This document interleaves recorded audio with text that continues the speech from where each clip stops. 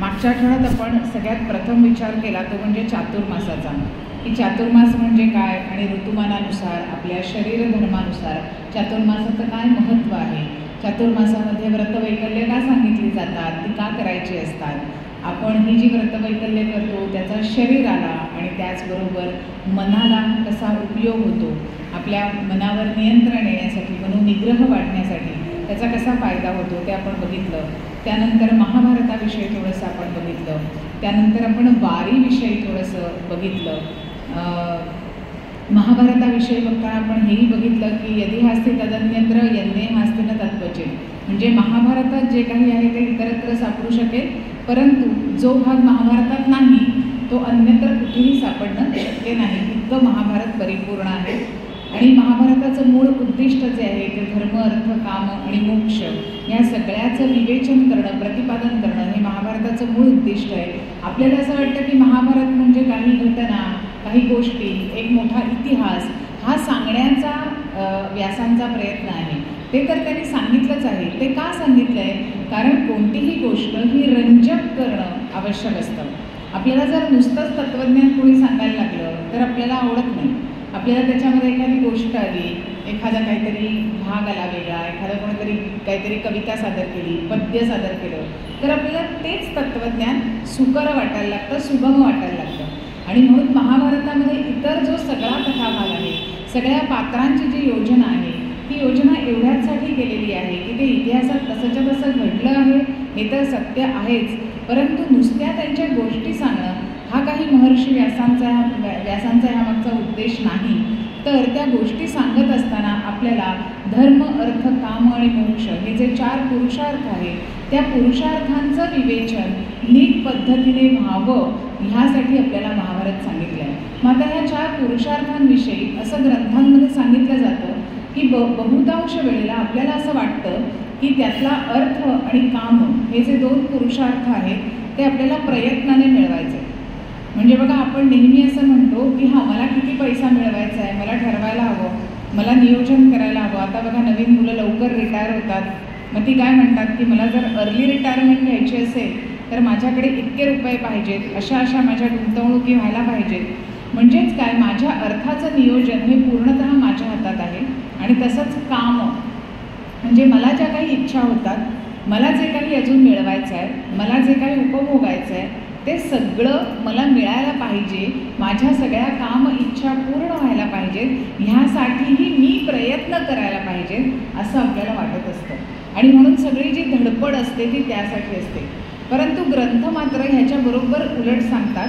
ग्रंथ असं सांगतात की ह्यापैकी धर्म आणि मोक्ष ह्या 2 पुरुषार्थांसाठी आपली धडपड असायला हवी, कारण अर्थ आणि काम हे प्रारब्धाने प्राप्त होणारे पुरुषार्थ आहेत. आपण कितीही धडपड केली म्हणून आपल्याला आपल्या प्रारब्धापेक्षा अधिक किंवा कमीसुद्धा पैसा मिळत नाही. आपल्या प्रारब्धात जेवढा असतो तेवढा मिळतो.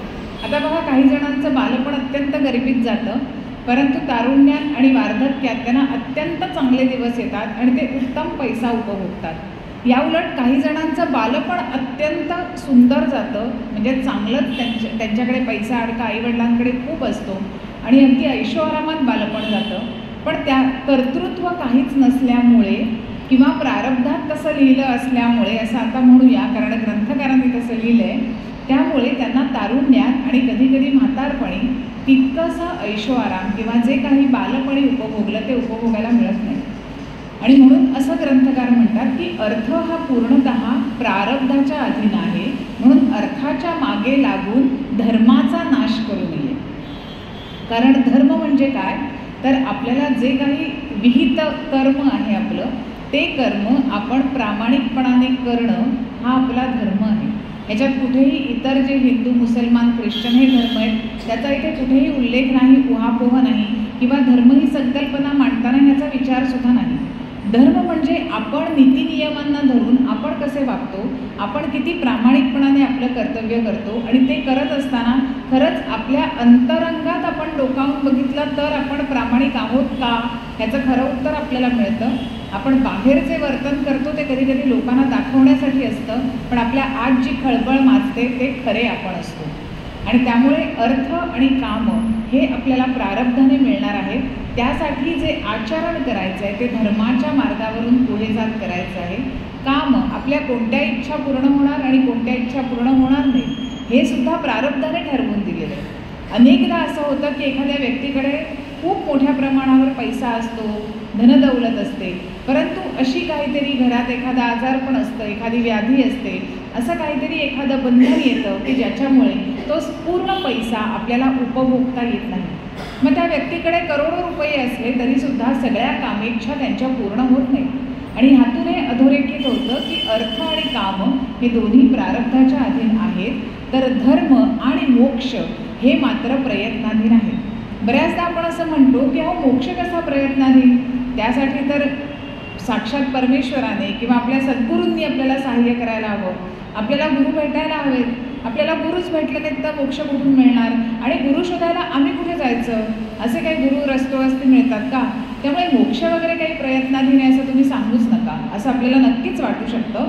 परंतु मोक्ष हा प्रयत्नाधीन कसा? तर आपण बऱ्याचदा असं म्हणतो की काशीला जायचंय असं खूप वेळा म्हणते, पण माझा योगच नाही आला, मला बोलावणंच नाही परमेश्वराचं आणि त्यामुळे काही माझं जाणं होत नाही. बघा असं आपण म्हणतो, पण कधीतरी आपण असा विचार केलाय का की काशीला जाण्यासाठी मी कधी प्रयत्न केला का? मी कधी काशीला जाण्यासाठीचं नियोजन केलं का? मी कधी काशीला जाण्यासाठी तिकीट काढलं का? आणि मग मला जाता नाही आलं तर आपण म्हणूया की खरंच योग नाही आला आपला. परंतु आपण जितक्या सहजी मला कुठेतरी सहलीला जायचं आहे, आज केसरीने अमुक सहल आयोजित केली आहे, आज विडाने अमुक सहल घोषित केली आहे, तर जितक्या चटकन आपण तिथे जायला राजी होतो, जितक्या चटकन आपण तिकडे जाण्यासाठी प्रयत्न करतो, तितका प्रयत्न आपण कोणत्याही तीर्थस्थानी जाताना किंवा कोणत्याही ठिकाणी परमेश्वराचं दर्शन घ्यायला जाताना करतो का? हा प्रश्न जर आपण स्वतःला विचारला तर आपल्याला त्याची उत्तरं सापडतील की मोक्ष हा प्रयत्नाधीन का आहे. कारण मोक्ष हा सहजासहजी मिळत नाही. असं म्हटलं जातं की विविध जे मार्ग सांगितले आहेत, ज्ञान, कर्म, भक्ती, अष्टांग योग, ह्या सगळ्या मार्गाने अंतिमतः आपण परमेश्वरापर्यंत पोहोचतो. पण परमेश्वरापर्यंत पोहोचणं आणि मोक्ष मिळणं ह्यात खूप अंतर आहे. मोक्ष मिळणं म्हणजे परमेश्वराचं आपल्याला दर्शन होणं, निर्गुण निराकार अशा परमेश्वराचं सगुण साकार दर्शन होणं, म्हणजे आपण परमेश्वरापर्यंत खऱ्या अर्थाने पोहोचून मोक्षाप्रत जाणं आहे. आणि असं दर्शन झालेले अनेक संत आपल्याकडे होऊन गेले. माझे गुरुदेव रानडे यांनी सुद्धा त्यांच्या पुस्तकांमध्ये लिहून ठेवलेलं आहे की त्यांचा स्वतःचा परमार्थ त्यांच्या स्वतःच्या 36व्या वर्षीच झालेला होता. म्हणजे त्यांना तेव्हाच परमार्थ म्हणजे जी परमेश्वराची प्राप्ती आहे, जो मोक्ष आहे, तो त्यांना प्राप्त झालेला होता. त्याच्या पुढची सगळी 36-37 वर्ष हे ते जीवनमुक्त अवस्थेत राहिले. असंच आपण जर रमण महर्षींचं चरित्र वाचलं तर आपल्या लक्षात येतं की रमण महर्षींना तर 16-17व्या वर्षी त्यांना मोक्षप्राप्ती झालेली होती. आणि अक्षरशः त्यांचं चरित्र वाचताना आपल्या हे ध्यानात येतं की आपल्या आत जर एखादी तृष्णा असेल, तहान असेल की हे का घडतंय, माझ्याबरोबर हे का घडतंय, मी खरंच देह आहे का, आणि या देहाचे जे व्यवहार आहेत तितकाच मी सीमित आहे का, असे प्रश्न जर एखाद्या व्यक्तीला पडायला लागले तर त्यातून एक मोठा साधू कसा निर्माण होतो याचं उत्तम उदाहरण म्हणजे भगवान रमण महर्षींचं चरित्र आहे. जर आपण ते वाचलं तर आपल्या लक्षात येईल की ते 54 वर्ष जीवनमुक्त अवस्थेत राहिले. आणि जीवनमुक्त अवस्थेत राहत असताना ते इतके त्या आश्रमात त्यांचा वावर साधा असायचा की ते कधी सुतारकाम करायचे, कधी गवंडी काम करायचे, कधी स्वयंपाकघरात काम करायचे. बाहेर येणारी भक्त मंडळी कधीतरी त्यांनाच येऊन विचारायचे, इकडचे मोठे ते साधू आहेत, त्यांना मला भेटायचे, ते कुठे आहेत.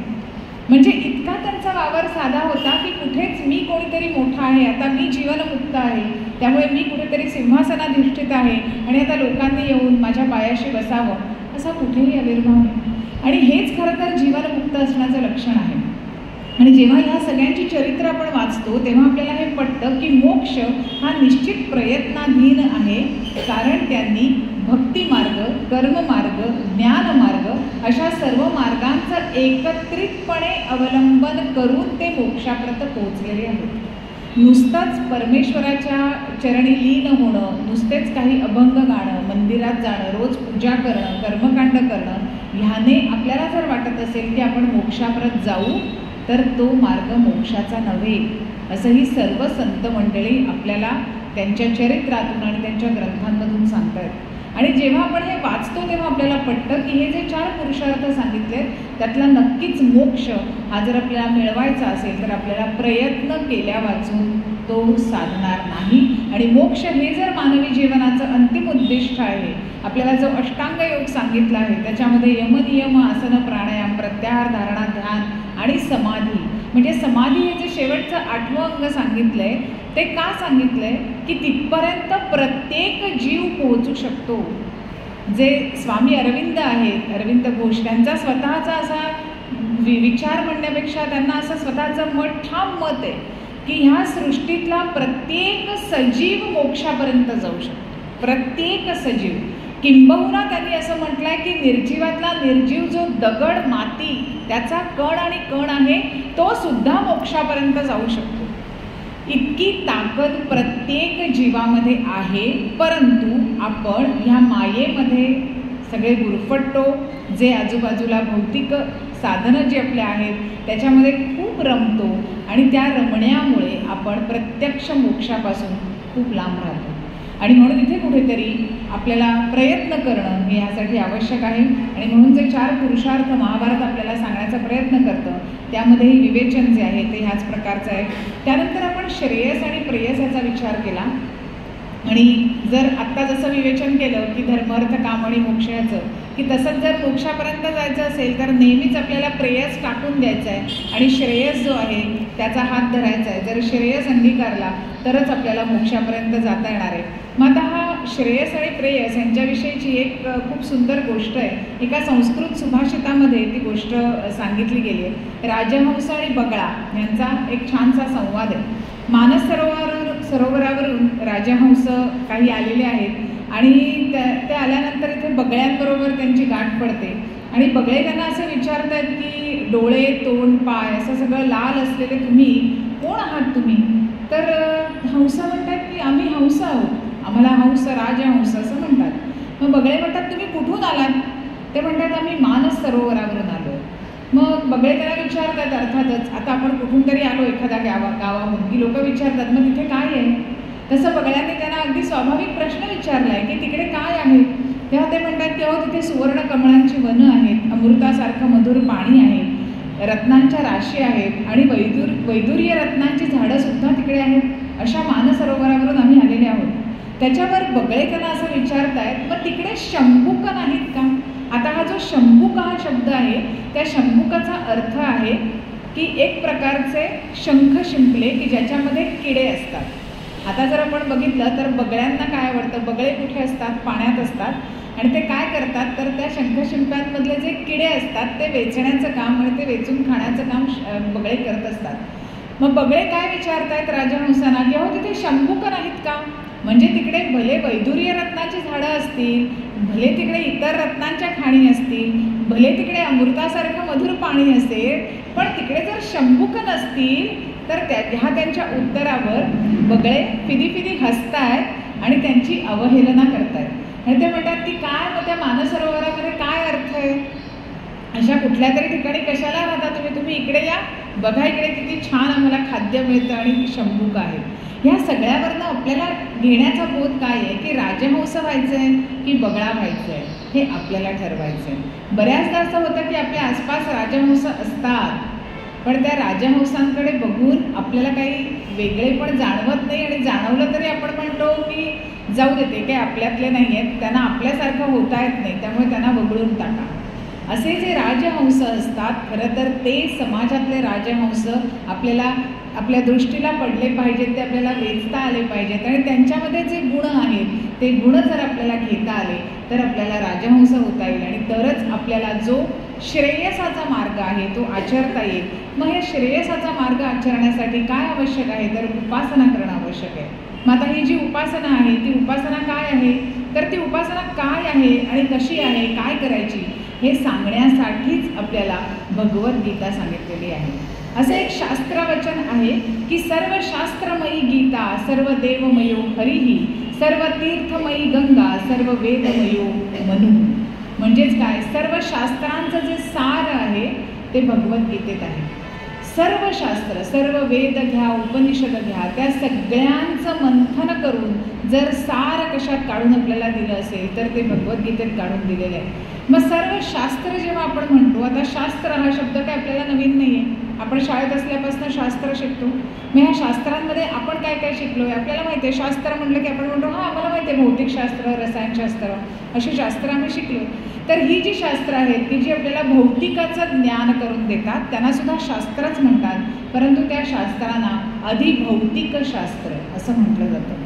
ही अधिभौतिक शास्त्र ही फक्त आपल्याला जड वस्तूंचं, पदार्थ विज्ञानाचं ज्ञान करून देतात. जे सृष्टीमध्ये डोळ्याला दिसतं, जे आपल्याला प्रत्यक्ष अनुभवता येतं, हाताने स्पर्श करता येतं, असं जे काही शास्त्र आपल्याला शिकवतं ते सगळं शास्त्र हे अधिभौतिक शास्त्रामध्ये येतं. अधिदैविक शास्त्र म्हणजे काय की ज्या देवदेवता आहेत त्या देवतांच्या उपासनेने आपल्याला काय प्राप्त होणार आहे हे जाणून घेणं हे अधिदैविक शास्त्राचा भाग आहे. जसं आपण म्हणतो की गणपती ही बुद्धीची देवता आहे.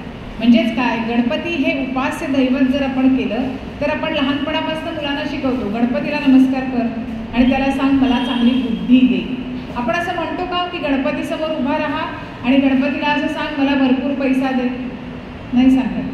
आपण गणपतीसमोर उभं राहून मुलांना बुद्धीच मागायला सांगतो, कारण गणपती ही बुद्धीची देवता आहे. म्हणजेच हे जे अधिदैविक शास्त्र आहे ते अशा प्रत्येक उपास्य देवता, कोणत्या गोष्टीसाठी कोणती देवता आहे या सगळ्याविषयी सांगणारं शास्त्र आहे. आणि जे आध्यात्मिक शास्त्र आहे ते मात्र हे सांगणार आहे अधिक आत्मा, म्हणजे ज्याच्यामुळे आपल्याला आत्म्याचं ज्ञान होतं, ज्याच्यामुळे मी कोण आहे याचं ज्ञान होतं, ज्याला आपण म्हणतो कोहम आणि मग सहा अहम म्हणजे सोहम हे ज्ञान आपल्याला होतं. ते ज्ञान ज्याच्यामुळे होतं ते शास्त्र म्हणजे आध्यात्मिक शास्त्र, अध्यात्मशास्त्र. मग गीता ही अध्यात्मशास्त्र आहे. गीता ही अधिभौतिक किंवा अधिदैविक शास्त्र नाही आणि गीता ही अध्यात्मशास्त्र असल्यामुळे भगवद्गीतेच्या मार्फत केलेली उपासना ही आपल्याला श्रेयसापर्यंत घेऊन जाते. म्हणजेच ती आपल्याला बगळा आणि राजहंस यातला राजहंस होण्याचा जो मार्ग आहे तो दाखवते. आणि असा राजहंस होण्याचा मार्ग जर आपण अवलंबला तरच मनुष्य मार्गात येऊन कुठेतरी आपण मोक्ष मार्गापर्यंत पोहोचण्याची शक्यता आहे. आणि म्हणून भगवद्गीतेचं आपल्या आयुष्यात अत्यंत महत्त्वाचं स्थान आहे. आणि म्हणून भगवद्गीतेचं नियमित वाचन, पठण, मनन, चिंतन, त्यातल्या एखाद्या तरी श्लोकावर काहीतरी विचार होणं हे खूप महत्त्वाचं आहे. आता आपल्याकडे खूप ठिकाणी भगवद्गीतेचे संथा वर्गसुद्धा आहेत. जर आपल्याला अगदी त्यातले विचार, त्यातलं सगळं मनन चिंतन ह्या गोष्टी जड वाटत असतील तर आपण निदान भगवद्गीता पाठ करायला घ्यायलाही हरकत नाही. निदान पाठ करायला घेतली त्याने संस्कृत आपलं सुधारण्याची शक्यता आहे, आपल्याला जिभेला एक चांगलं वळण लागण्याची शक्यता आहे. हे का पाठ करायचं? कारण हे पाठ केल्याने आपोआप आपल्यामध्ये मग जिज्ञासा तयारच होते ना. आपण श्लोक पाठ केला, धर्मक्षेत्रे कुरुक्षेत्रे समवेतायुत्सवा, आपल्याला आपोआप वाटतं हे काय म्हणतायत, काय आहे हे धर्मक्षेत्र, कुरुक्षेत्र, समवेता, युत्सवा, काय म्हणायचं यांना? आपण हळूहळू त्याच्या अर्थात शिरायला लागतो. आणि ह्या सगळ्याचा पुन्हा एकदा संबंध मागच्या आठवड्यात आपण बोललो होतो की आपण ही व्रतवैकल्य करतो त्याचा आपल्या न्यूरोसायन्सशी खूप जवळून संबंध आहे. आपल्या मेंदूचं विज्ञान, आपल्या मेंदूचं आरोग्य चांगलं राहावं यासाठी त्याचा खूप जवळून संबंध आहे. जर कोणत्याही वयात मनुष्याने पाठांतर सोडलं नाही तर त्याला कधीही स्मृतिभ्रंश होणार नाही. पाठांतर सतत जर चालू ठेवलं, कुठल्या ना कुठल्या तरी गोष्टीचं पाठांतर आपल्याला करत राहायचं आहे तर आपल्या बुद्धीच्या त्या न्यूरॉन्सना, त्या सेल्सना, त्या पेशींना आपण काम देतो. हेही आपण मागच्या वेळेला बघितलं होतं. मग आता हे अध्यात्मशास्त्र आहे गीता, हे कळलं आम्हाला. मग आम्ही फक्त चांगलं आहे ना, मग सोपं झालं. आता भगवद्गीता पाठ करा, भगवद्गीतेत काय विचार सांगितलेत ते वाचा, त्याच्यावर मनन चिंतन करा की आम्ही मोक्षाला प्राप्त होणार. असं आहे का? तर तसं नाही. आपल्याला महर्षी पतंजलींनी 3 प्रमाण सांगितले. प्रत्यक्ष, अनुमान, आगमः प्रमाणाने. म्हणजे काय? कोणतीही गोष्ट समजून घेण्याचे 3 मार्ग आहेत. एकतर प्रत्यक्ष प्रमाणाने आपल्याला ते पटतं किंवा कळतं, अनुमान प्रमाणाने आपल्याला ते पटतं किंवा कळतं, किंवा आगम प्रमाणाने आपल्याला ते पटतं किंवा कळतं. मग भगवद्गीतेचा अशा पद्धतीचा अभ्यास म्हणजे ग्रंथ वाचन, ग्रंथाचं पठण, ग्रंथाचं मनन चिंतन त्यातल्या विचारावरती आपण काहीतरी भाष्य करणं, हे आत्ता मी जे करते ते, हे सगळं आगम प्रमाणामध्ये येतं. आगम प्रमाण म्हणजे काय? शब्द प्रमाण. म्हणजे जे ग्रंथात लिहिलं आहे ते जसंच्या तसं तुम्हाला कळणं आणि तुम्ही सांगणं किंवा तुम्ही त्याच्यावर विचार करणं म्हणजे आगम प्रमाण. मग फक्त आगम प्रमाणाचं ज्ञान होऊन आपण मोक्षापर्यंत जाऊ का? नक्कीच नाही. मग अनुमान प्रमाणाकडे आलो. समजा अनुमान प्रमाण म्हणजे काय? यत्र यत्र वन्नी तत्र तत्र धूमा किंवा यत्र यत्र धूमा तत्र तत्र वन्नी असं जे म्हटलं जातं, जिथे जिथे धूर आहे तिकडे तिकडे आग आहेच. समजा आपण एखाद्या डोंगराच्या पायथ्याशी उभे आहोत आणि आपल्याला वरती डोंगरावर कुठेतरी धूर येताना दिसला तर आपल्याला डोंगर चढून वर जायची गरज नाही बघायला की तिकडे खरंच आग लागली आहे का. आपल्याला त्या धुराकडे बघूनच कळणार आहे की तिकडे निश्चितपणे आग लागली आहे, कारण तिकडे धूर दिसतो आहे म्हणजे तिथे आग आहेच. हे अनुमान प्रमाणाने सिद्ध झालं. अशी अनेक अनुमान प्रमाणं आपण शाळेत असल्यापासून शिकलो आहे. आपण कोणताही प्रयोग केला की लिहितोच ना खाली अनुमान. म्हणजेच अनुमान म्हणजे काय हे आपल्याला चांगलंच माहिती आहे, पण ह्या अनुमान प्रमाणाने सुद्धा आपल्याला मोक्षापर्यंत जाता येतं का? नाही. मग त्यासाठी आवश्यकता कशाची आहे? प्रत्यक्ष प्रमाणाची. म्हणजे याची देही याची डोळा. जेव्हा प्रत्यक्ष अनुभवाने एखादी व्यक्ती मोक्ष म्हणजे काय हे बघते, ह्याचा अनुभव घेते, तेव्हाच त्या व्यक्तीला हे जाणवतं आणि समजतं की आपण मोक्षाला पोहोचलो, आपला परमार्थ आपल्यासाठी पूर्ण झाला. त्यामुळे कोणत्याही प्रकारे फक्त ग्रंथ वाचून किंवा भगवद्गीतेवरती प्रवचन करून किंवा त्याचं प्रवचन ऐकून आपल्याला मोक्षमार्गावर जाता येणार नाही आहे, परंतु निश्चितपणे आपण त्याची एक एक पायरी चढायला सुरुवात करू शकतो. निदान आपल्या डोक्यात जे इतर अनेक विषय भरकटत असतात, अनेक विषयांमध्ये आपलं चित्त फिरत असतं, निदान त्या सगळ्या विषयातनं आपलं चित्त बाहेर येऊन निदान ते एका ठिकाणी स्थिर झालं तर कुठेतरी आपण मोक्षमार्गावर पुढे जाण्याची शक्यता आहे. कारण कॉन्सन्ट्रेशन, एकाग्रता ही अत्यंत महत्त्वाची आहे. अभ्यास वैराग्याभ्यंतरनिरोधः असं जेव्हा महर्षी पतंजली म्हणतात आणि तत्र स्थितौ नित्योभासा म्हणजे तुम्ही प्रयत्न करून नित्य अभ्यास करा, म्हणजे एकाग्रतेने एका ठिकाणी बसून ह्या सगळ्याचं मनन चिंतन करा, नामस्मरण करा, तेव्हा कुठेतरी ह्या मार्गावर पुढे जाल.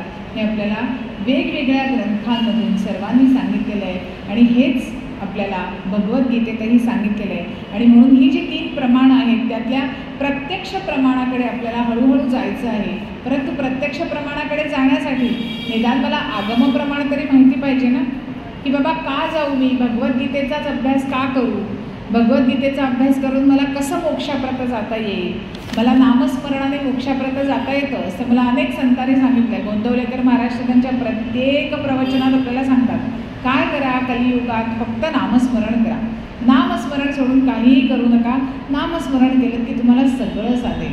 मग फक्त हातात जपमाळ घेऊन होईल का हो? पुन्हा एकदा तोच प्रश्न आहे. नामस्मरण करा आपल्याला ते सांगतायत, पण नामस्मरण करताना जर माझं चित्त त्या नामात नसेल तर मी मोक्षापर्यंत जाईन का? नाही जाणार. पण मग तिथे गोंदवलेकर महाराजांचा प्रयत्न काय आहे, तरीही आपल्याला ते नामस्मरण का करायला सांगतात? ते म्हणतात हरकत नाही, जाऊ दे, चित्त कुठे भटकते तिकडे भटकून येऊ दे त्याला, पण कधीतरी ते एकदा तरी एखाद्या तरी जपातल्या क्षणाला येईल ते इकडे, अशी त्यांना आशा आहे. आणि म्हणून ते म्हणतात की सतत नामस्मरण करा. तुम्ही काम करत असतानाही करा, काम करत नसतानाही करा, 24 तास प्रत्येक श्वासाबरोबर अखंड नामस्मरण करा. आता हा नामस्मरणाचा मार्ग जसा आपल्याला सांगितलेला आहे तसं भगवद्गीतेमध्ये अनेक जे मार्ग सांगितले आहेत त्यातला आपला भगवद्गीतेतील कर्मयोग हा आपल्या खरं तर विवेचनाचा विषय आहे. परंतु त्या भगवद्गीतेतल्या कर्मयोगावर जाण्याआधीही भगवद्गीतेविषयी ज्येष्ठ तत्त्वज्ञ, काही तत्त्वज्ञांनी त्यांची काही मतं मांडली आहेत. ते काय म्हणतात भगवद्गीतेविषयी ह्याचा थोडासा आपण विचार करूया. विनोबा भावे यांनी भगवद्गीतेवर खूप सुंदर त्यांचं लिखाण आहे, त्यांचं मनन चिंतन आहे, त्यांचं विवेचन आहे आणि अतिशय सोप्या शब्दात अतिशय सोपी उदाहरणं देऊन विनोबाजींनी आपल्याला गीता समजावून सांगितली आहे. तर विनोबा काय म्हणतात की ते म्हणतात की माझं शरीर आईच्या दुधावर पोचलं त्यापेक्षाही जास्त माझं हृदय आणि बुद्धी जर कशावर पोचलं गेलं असेल तर ह्या गीतामृताच्या दुधावर पोचलं गेलं. बघा किती काय शब्द लिहून ठेवले. आईच्या दुधावर शरीर पोसलं गेलं त्याहीपेक्षा जास्त माझं हृदय आणि बुद्धी गीतामृताच्या दुधावर पोसलं गेलं आणि म्हणून माझा श्वास आणि श्वास हा गीतेचाच आहे. माझ्या मनात सदैव गीतेचे विचार असतात. जेव्हा मी 4 लोकांमध्ये असतो तेव्हा त्या गीतेवरती जे माझं मनन चिंतन झालेलं असतं ते मी सगळ्यांबरोबर वाटत असतो आणि जेव्हा मी एकटा बसलेला असतो तेव्हा मी त्या गीतेच्या खोल डोहात अधिकाधिक खोल बुडी मारून त्याच्यावरचं अधिकाधिक खोल चिंतन करत असतो. जेव्हा विनोबाजी आपल्याला असं सांगतात जी हजारो वर्षांपूर्वी लिहिली गेलेली गीता आहे त्याच्यावर काहीशे वर्षांपूर्वी विनोबाजींनी केलेलं हे चिंतन आहे. तसंच पुढे जाताना आपल्याला लोकमान्य टिळक यांचा गीता रहस्य हा ग्रंथ जो खरं तर कर्मयोगाचाच आपल्याला सातत्याने सांगणारा ग्रंथ आहे. गीता रहस्य कशासाठी निर्माण झालं आहे तर कर्मयोगाचं प्रतिपादन त्याच्यामध्ये आहे. ते असं म्हणतात की भगवद्गीता ही निवृत्ती मार्गाची नाहीच आहे, निवृत्तीपर नाहीच आहे, तर ती प्रवृत्तीपरच आहे. कारण जेव्हा अर्जुनाला विषाद झाला, जेव्हा इतकी मोठी सेना त्याने बघितली, किंबहुना सेनेला घाबरणारा अर्जुन कधीच नव्हता. अर्जुन हा योद्धा होता.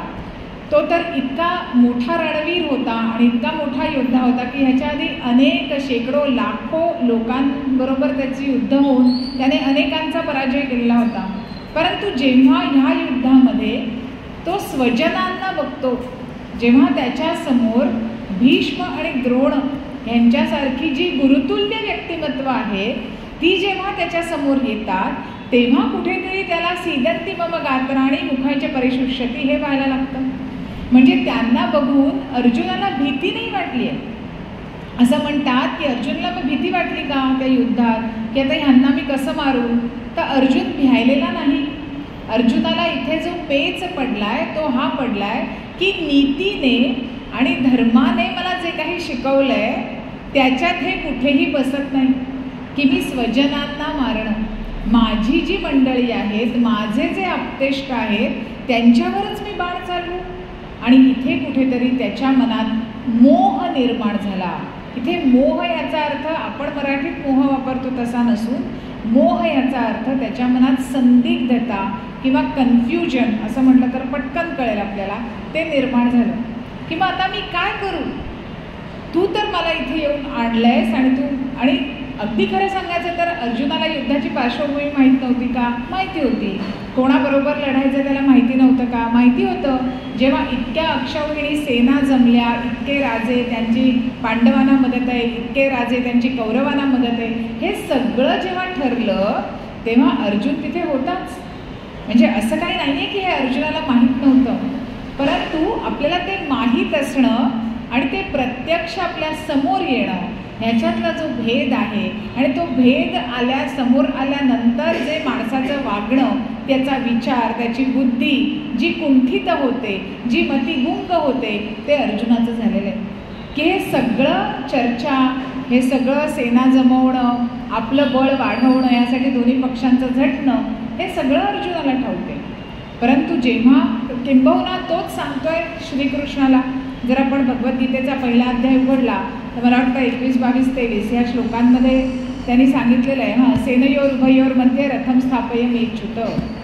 अर्जुनाने स्वतः सांगितलं आहे की हे कृष्णा, त्याने पहिलं सगळं जे वर्णन आहे की ह्या सेनेत कोण आहे, त्या सेनेत कोण आहे, हे सगळं वर्णन झालं. कोणाकडे कोणते शंख आहेत, कोणाचा ध्वनी कसा आहे, हे सगळं वर्णन झाल्यावर 21व्या श्लोकात स्वतः अर्जुन सांगतोय श्रीकृष्णाला, सारथ्य करणाऱ्या सेनयोर उभयोर मध्ये रथम स्थापयमेच्युत. हे अच्युता, माझा रथ आता तू ह्या दोन्ही सेनांच्या मध्ये नेऊन उभा कर.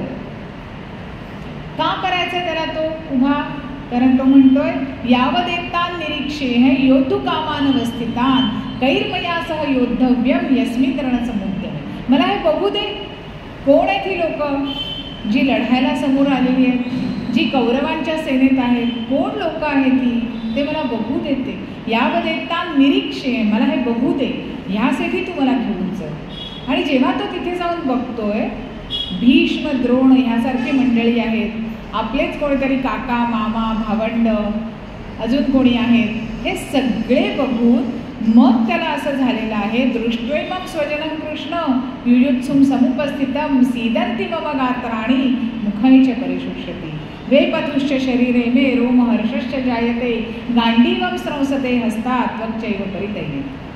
ही सगळी जी अवस्था त्याची होते, जी भीतीने कुठल्याही माणसाची होईल, ही सगळी जर आपण आता न्यूरोसायन्सचा अभ्यास केला तर ही सगळी लक्षणं, एखाद्या माणसाला जेव्हा भीती वाटते तेव्हा त्याच्या मनात, त्याच्या शरीराला हे सगळं होतं. सीदन्ति मम गात्राणि, माझ्या गात्रातला सगळा त्राण जणू गळून गेलेला आहे. माझ्या अंगात काही त्राणच राहिला नाही. मी काय लढणार? अरे मला काही शक्यच नाही, माझ्या हातापायात काही जोरच राहिला नाही. त्यामुळे तो म्हणतोय सीदन्ति मम गात्राणि मुखैः च परिशुष्यति, माझ्या घशाला पूर्ण कोरड पडली आहे, शोष. मला आता आधी काहीतरी पाणी वगैरे प्यायल्याशिवाय मला काही सुचणारच नाही आहे, अशी माझी आता स्थिती झाली आहे. बघा, आपल्याला एखाद्या गोष्टीचा जेव्हा ताण येतो, अचानक काहीतरी आपण असा एक विचार करूया की आपण एखाद्या जंगलात गेलो आहे ट्रेकला वगैरे, किंवा निसर्गरम्य एखाद्या सहलीला गेलो आहे आणि अचानक आपल्यासमोर एखादं जंगली श्वापद येऊन उभं राहिलं. आता बघा, आपलं वय असं आहे की आपण पळू पण शकणार नाही. म्हणजे असं म्हणतात ना तरीही की जेव्हा असं काहीतरी समोर येतं तेव्हा माणसाच्या पायात इतकं बळ येतं की तो वय वगैरे सगळं विसरतो आणि पळायला सुरुवात करतो आणि तो पळू शकतो. इतकं कारण का की सगळी जी शक्ती असते ना ती आपल्या पायाच्या ठिकाणी एकवटली जाते. आपलं शरीर ही फार एक मोठी छान काय म्हणूया त्याला की काय केमिस्ट्री तर आहेच, आणि त्याच्यामध्ये इतकी शक्ती आहे ना की ती शक्ती कधी कुठल्या ठिकाणी वळवायची हे शरीराला आतून खूप छान माहिती आहे. त्यामुळे जेव्हा जिथे गरज असते तेव्हा ते धावून जातं, आपला सगळा रक्तप्रवाह तिकडे जायला लागतो. तर हे सगळं जे आहे ते सिम्पथेटिक आणि पॅरासिम्पथेटिक नर्वस सिस्टम्स ज्या आहेत त्यांचं कार्य कसं चालतं हे सांगणारे हे 3 श्लोक आहेत बरोबर भगवद्गीतेतले. जेव्हा आपल्याला भीती वाटते, जेव्हा आपल्याला ताण येतो, बघा तेव्हा काय काय होतं. आपल्या हाताला जास्तीचा घाम येतो की नाही, तळवे ओले होतात, आपले जे डोळे असतात प्युपिल्स ज्याला आपण म्हणतो ते आपले मोठे होतात, जास्त डोळे मोठे होतात, पोटात कुठेतरी असं गुरगुरायला लागलं आहे का असं होतं. काही जणांना वाटतं की आता जाऊन पण यावं, पोटाचं काहीतरी आता होणार आहे. ह्या सगळ्या ज्या आपल्याला दिसणाऱ्या गोष्टी आपल्या शरीरावर घडतात त्या सगळ्या आपल्या मेंदूतनं नियंत्रित केलेल्या असतात. जेव्हा भीती वाटते तेव्हा भीती ही जी भावना आहे ती भावना हे सगळं घडवते की आता माझ्या हातापायात त्राण नाही आहेत, माझ्या घशाला कोरड पडली आहे. पुढे तो म्हणतोय वेपतुश्च शरीरे मे रोमहर्षश्च जायते. हे सगळं जे आता काही मला होतं आहे, शरीराला कंप आल्यासारखं वाटतं आहे, हे सगळं आता काय करू रे मी कृष्णा, आणि ह्या स्थितीत मी कसा पुढे जाऊ. पुढे तो म्हणतोय गांडीवं स्रंसते हस्तात् त्वक्चैव परिदह्यते न च शक्नोम्यवस्थातुं भ्रमति वच मे मनः. माझं मन जे आहे ते आता भ्रमति वच मे, अत्यंत ते मोहग्रस्त झालेलं आहे. त्या माझ्या मनाला आता कळत नाही आहे की मी काय करू. माझ्या हातातून हे गांडीव म्हणजे धनुष्य जे आहे ते आता गळून पडेल असं मला वाटतं आहे, आणि त्याच्यामुळे मला खरं तर हे काहीच सहन होत नाही आहे. आणि म्हणून पहिल्याच अध्यायात खरं तर अर्जुनाला असं वाटतं आहे की आता युद्ध तर करू नयेच आपण, पण केवळ युद्ध करू नये असं नाही तर आपण आता इकडून पळून जावं.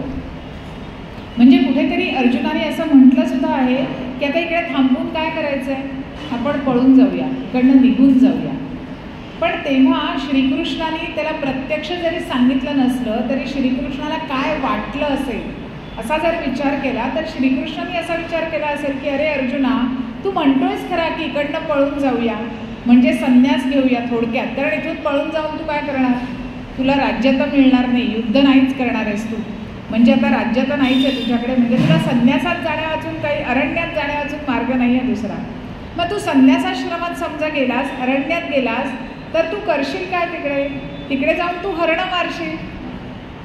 आता असं का वाटतंय भगवंताला की अर्जुन जर संन्यासात गेला आणि अरण्यात गेला तर तो हरणं मारेल तिकडे, कारण अर्जुनाचा स्वधर्म, अर्जुनाचा स्वधर्म काय आहे, अर्जुन हा क्षत्रिय आहे आणि क्षत्रियाचा स्वधर्म काय आहे की धर्माधिष्ठित युद्ध करणं आणि शत्रूचा पराजय करणं हा क्षत्रियाचा स्वधर्म आहे. जसा आपल्या प्रत्येकाचा एक धर्म आहे आणि तो प्रत्येकाचा वेगळा असतो बरं का.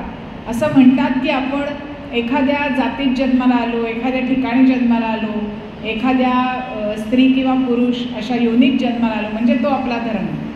तर तो धर्म हा आपल्याला त्यानुसार मिळालेला असतो, पण तरीही प्रत्येकाचा एक स्वधर्म असतो.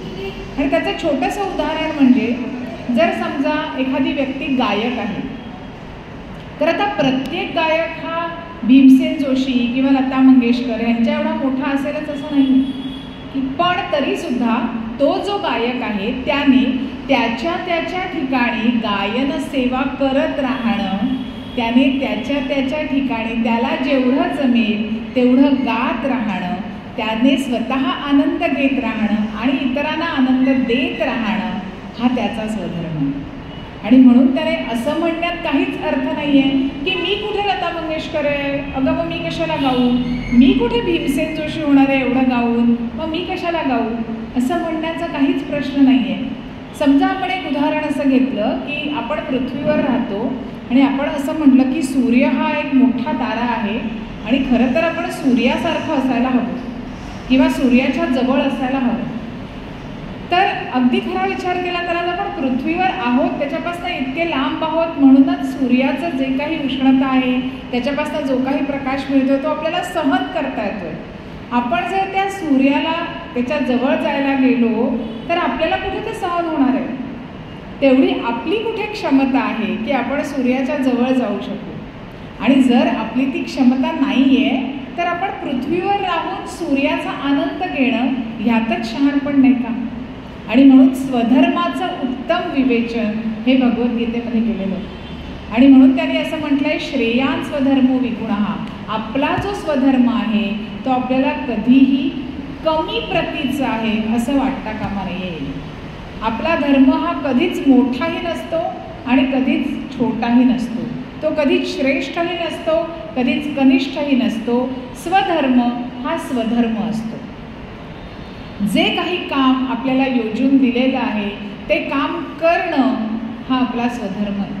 आणि ते प्रामाणिकपणे करणं, नित्यनियमाने करणं, त्याच्यात रोज ते करून येणारं जे आपलं ज्याला आपण म्हणू कौशल्य येतं आपल्यामध्ये. बघा, एखादी गृहिणी जेव्हा पहिल्या दिवशी स्वयंपाक करते, अगदी तरुणपणी, तिच्या लहानपणी, आता तर कोणीच मुलं मुली स्वयंपाक वगैरे काही करत नाहीत, तो मुद्दा वेगळा, पण जेव्हा आपल्या काळातल्या बायकांनी नक्कीच केलेला असणार आहे, तर पहिल्या दिवशी जेव्हा तिने स्वयंपाक करायला घेतला, पहिल्या दिवशी जेव्हा तिने काही 4 पोळ्या लाटल्या असतील, तेव्हा जे काही त्याचे नकाशे झाले तेच नकाशे कायम होतात का? हो, नाही होत. जेव्हा ती गृहिणी असं म्हणते की मी हे रोज करणार आहे, मी नित्यनियमाने करणार आहे, तेव्हा कधीतरी 5व्या, 7व्या, 8व्या, 10व्या दिवशी त्याला एक चांगलं वळण यायलाच लागतं. आणि मग 50व्या दिवशी, 100व्या दिवशी, 10 वर्षांनी मग तर इतकी सोपी हातचा मळ ज्याला म्हणतात अशी ती गोष्ट होऊन जाते की आपण ते अगदी सहजी करू शकतो. पण मग आता अगदी सहजी जमलं म्हणून आपण ते सोडून देतो का? आपण असं म्हणतो का की आता माझा हा धर्म नाही, आता मला हे जमायला लागलं, आता मला नवीन काहीतरी करायचं नाही म्हणत आपण म्हणतो नाही, हे मला करायलाच हवं, कारण मी जर रोज हे केलं नाही तर माझं पोट मी कसं भरणार? म्हणजेच काय की आपला स्वधर्म जो आहे तो स्वधर्म आपल्याला कधीही टाकायचा नाही आहे, कारण आपला स्वधर्म हा कधीही श्रेष्ठही नसतो आणि कधीही कनिष्ठही नसतो. स्वधर्म हा स्वधर्माच्या ठिकाणी खूप मोठा आहे.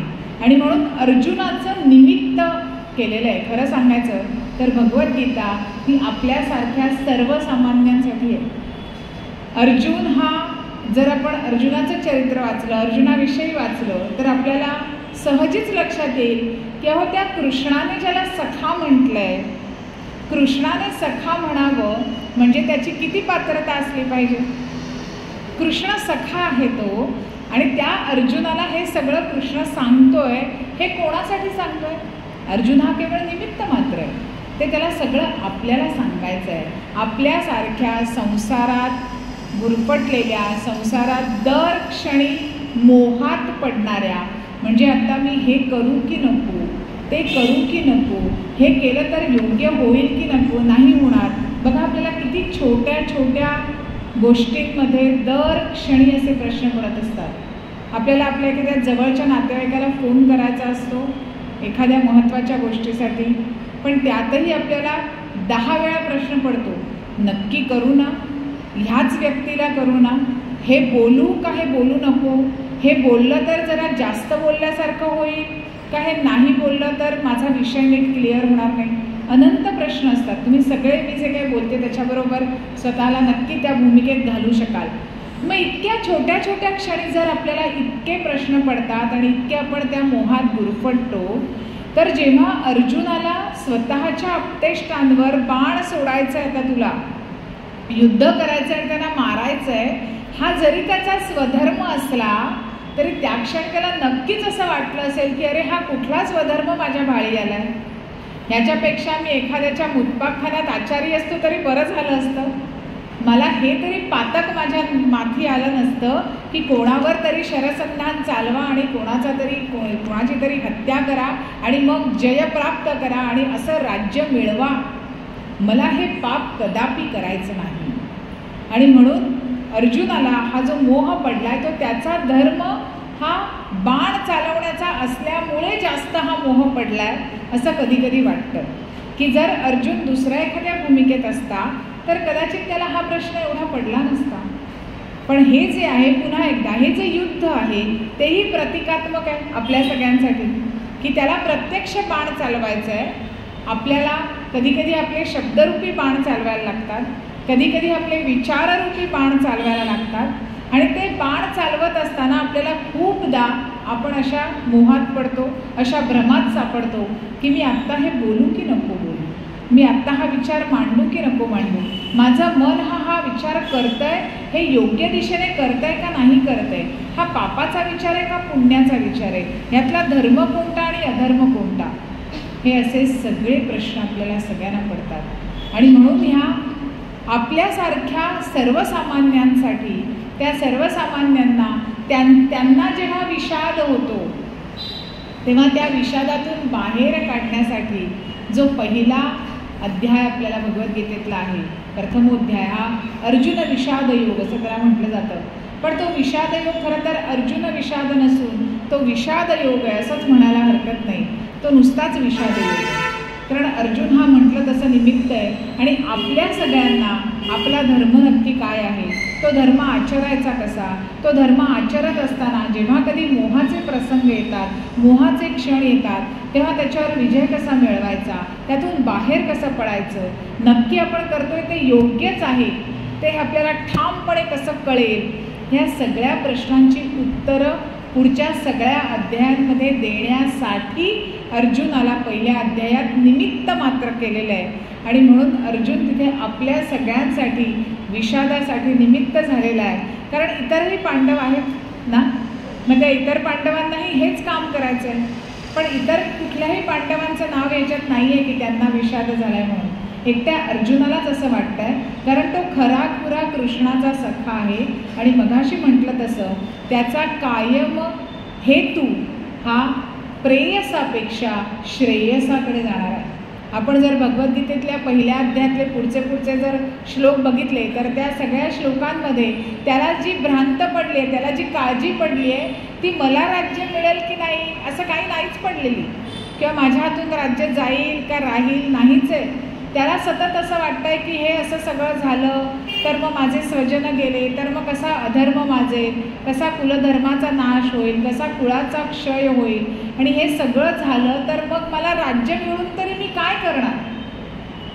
म्हणजे ह्या सगळ्यामध्ये जर त्याचा प्रेयसाचा विचार असता तर तो केव्हाच बाण चालवायला तयार झाला असता. तो म्हणाला असता ठीक आहे ना, मला यातनं राज्य मिळणार आहे, जे मला हवं असं वाटतंय त्याने मी एक सुख उपभोगणार आहे, ते मला भोगायचं आहे, तर मी बाण चालवायला तयार आहे.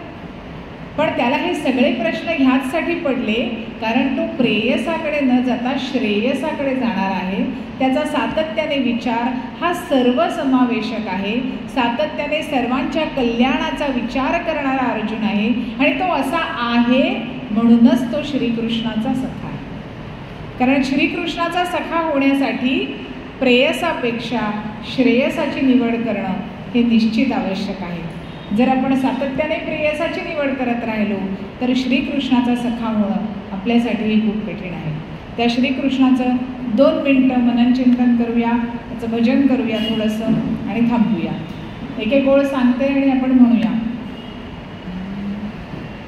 भजो राधे कृष्ण गोपाल कृष्ण कृष्ण कृष्ण श्री राधे.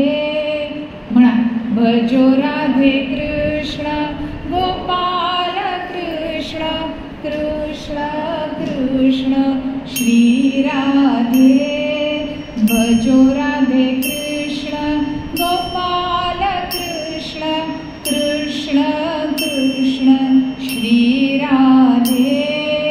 भजो राधे कृष्ण गोपाल कृष्ण कृष्ण कृष्ण श्री राधे. श्री राधे श्याम राधे.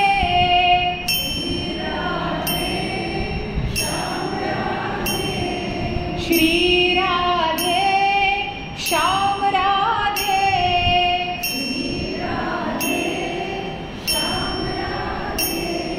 भजो राधे कृष्ण गोपाल कृष्ण कृष्ण कृष्ण श्री राधे.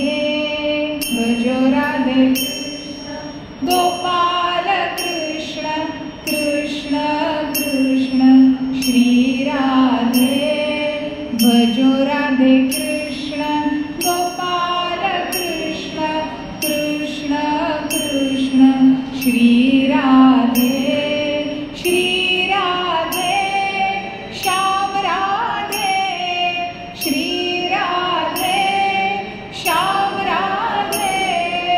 भजो राधे कृष्ण गोपाल कृष्ण कृष्ण कृष्ण श्री राधे. भजो राधे कृष्ण गोपाल कृष्ण कृष्ण कृष्ण श्री राधे. श्री राधे श्याम राधे. श्री राधे श्याम राधे. भजो राधे कृष्ण गोपाल कृष्ण कृष्ण कृष्ण श्री राधे. भजो राधे कृष्ण गोपाल कृष्ण कृष्ण कृष्ण श्री राधे. श्री राधे श्याम राधे. श्री राधे श्याम राधे.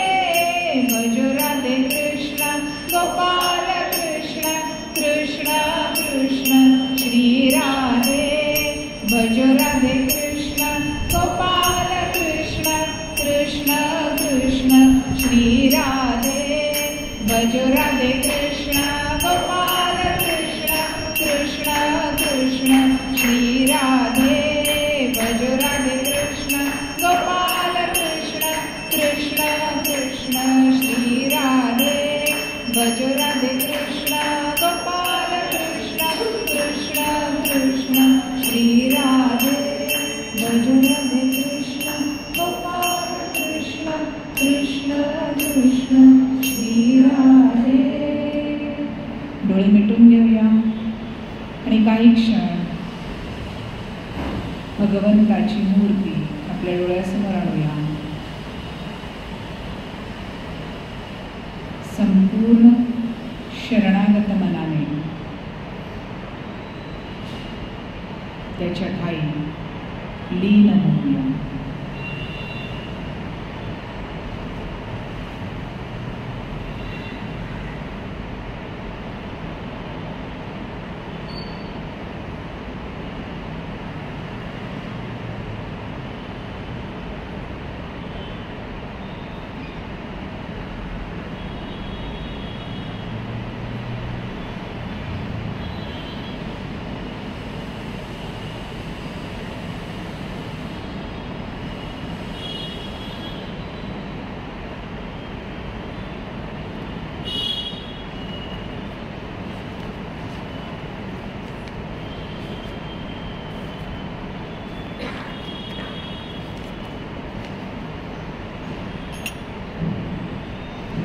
शान्ताकारं भुजगशयनं पद्मनाभं सुरेशं विश्वाधारं गगनसदृशं मेघवर्णं शुभांगं लक्ष्मीकान्तं कमलनयनै योगिभिर्ध्यानगम्यं वंदे विष्णु भवभयहरं सर्वलोकैकनाथं।